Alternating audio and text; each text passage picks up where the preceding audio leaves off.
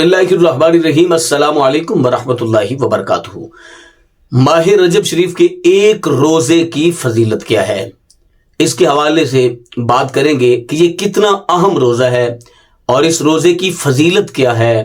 ये रोजा हमें कोशिश करनी चाहिए कि ये जो माह रजब शरीफ के रोजे हैं इनको रखें और इनकी तादाद कितनी है। मुकम्मल तफसीलात में जाने से पहले गुजारिश है कि अगर आपने अभी तक मेरा चैनल सब्सक्राइब नहीं किया तो मेरे चैनल को करें सब्सक्राइब और बेल आइकन को दबा लें ताकि इस तरह की लेटेस्ट और नई से नई वीडियोस आप तक आसानी और बर वक्त पहुंच सके।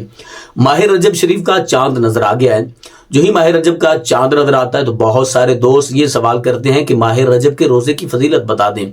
तो माह रजब के रोजे की फजीलत यह है कि जो शख्स यकम रजब को रोजा रखता है अल्लाह रब्बुल इज्जत उसके 3 साल के गुनाहों को मुआफ फरमा देता है, और जो शख्स दूसरे दिन का रोजा रखता है अल्लाह रब्बुल इज्जत उसके 2 साल के गुनाह मुआफ फरमा देता है, और जो तीसरे दिन की रोजा रखता है अल्लाह ताला उसको 1 साल के उसके गुनाह जो है वो अल्लाह माफ फरमा देता है। यानी कि ये जो रोजे हैं ये गुनाहों का कफारा है।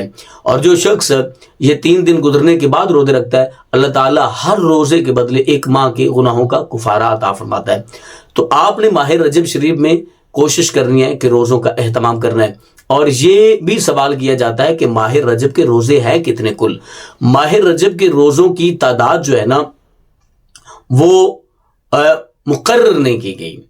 आप 1, 2, 3, 5 अगर चाहें तो ये पूरा महीना रोज़ा रख सकते हैं।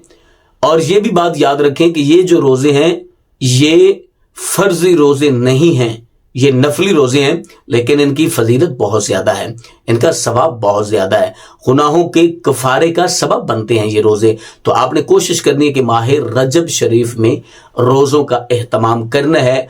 और इसके रोजे का भी तरीका वही है जो रमजान उल मुबारक के रोजे का तरीका है, यानी कि उसी वक्त सहरी करनी है और उसी वक्त अफ्तारी करनी है। यानी कि जो सहरी का शेड्यूल रमजान उल मुबारक में वही शेड्यूल रजब में है, जो अफ्तारी का शेड्यूल रमजान उल मुबारक में वही रजब में है। तो मुझे उम्मीद है कि आप माह रजब शरीफ के रोज़ों का भी एहतमाम करेंगे। अपनी फैमिली का बहुत सारा ख्याल कीजिएगा। अल्लाह ने